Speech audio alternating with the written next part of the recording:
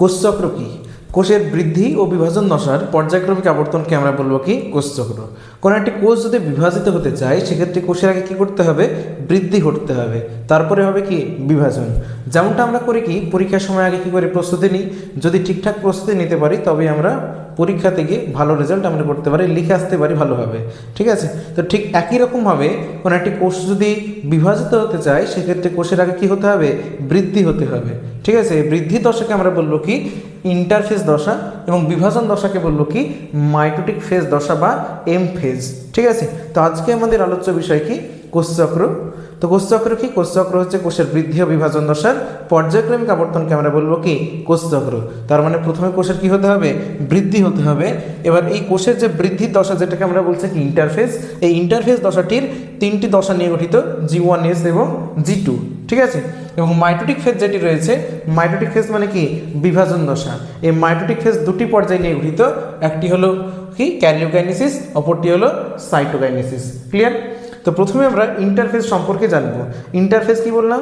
Interphase হচ্ছে কোষের বৃদ্ধির দশাকে আমরা বলবো কি? ইন্টারফেজ।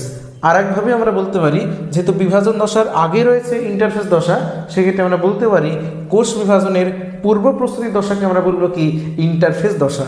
এবার এই ইন্টারফেজ দশাটি তিনটি দশা নিয়ে গঠিত বলছিলাম, একটি হলো কি? G1, অপরটি হলো S এবং G2। এই তিনটি দশা নিয়ে গঠিত হচ্ছে কি? ইন্টারফেজ বা কোষের বৃদ্ধির দশা বা কোষ বিভাজনের পূর্ব প্রস্তুতির দশা। ঠিক আছে, তো প্রথমে রয়েছে কি? G1 দশা। এই G1 দশাতে কী কী ঘটনা ঘটে এখানে আমরা কী কী দেখব? এখানে নিউক্লিওটাইড সংশ্লেষ, এটিপি সংশ্লেষ, অ্যামাইনো অ্যাসিড, প্রোটিন, আরএনএ সংশ্লেষ এবং কী হবে? নিউক্লিয়াসের বৃদ্ধি ঘটে এই G1 দশায়। ঠিক আছে, তারপরে কি? এস দশায় কি বৈশিষ্ট্য দেখা যায়? এস দশার সবচেয়ে গুরুত্বপূর্ণ যে বৈশিষ্ট্য হলো সেটি হচ্ছে কি? ডিএনএর প্রতিলিপিকরণ এবং সেন্ট্রিওলের প্রতিলিপিকরণ। ঠিক আছে, কম্পিটিটিভ এক্সামগুলোতে বিশেষ করে নিট বা অন্যান্য মেডিকেল এন্ট্রান্স যে পরীক্ষাগুলি রয়েছে সেগুলোতে কিন্তু খুবই আসে এই জায়গা থেকে। কোষচক্রের এস দশায় কি বৈশিষ্ট্য লক্ষ্য করা যায়? এখানে কি হবে?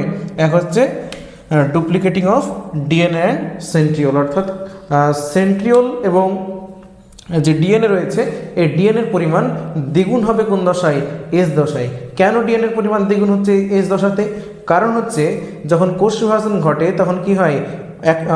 যদি মাইটোসিসের কথা আমরা বলি সেক্ষেত্রে অর্ধেক করে ক্রোমোজোমের অংশ দুই বিপরীত প্রান্তের দিকে চলে যায়, অর্থাৎ ক্রোমাটিড যায়।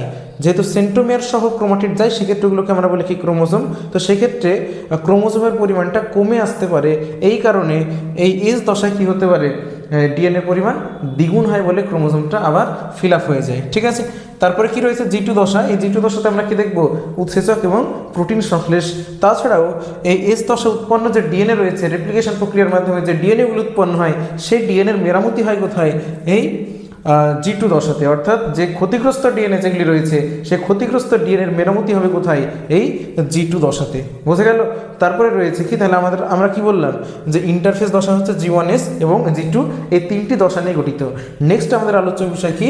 এম ফেজ বা mitotic phase. What is mitotic phase? Mitotic phase হচ্ছে কোষের বিভাজন দশাকে আমরা বলবো কি? Mitotic phase.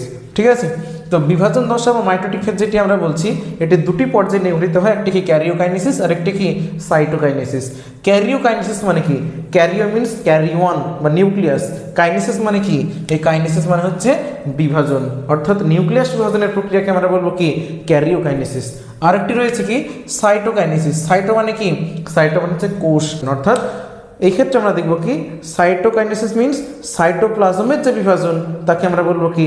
সাইটোকাইনেসিস। তাহলে এই ক্যারিওকাইনেসিস এবং সাইটোকাইনেসিস এই দুটি পর্যায়ে মিলে গঠিত হবে কি? মাইটোটিক ফেজ বা এম ফেজ, অর্থাৎ কোষের বিভাজন দশা।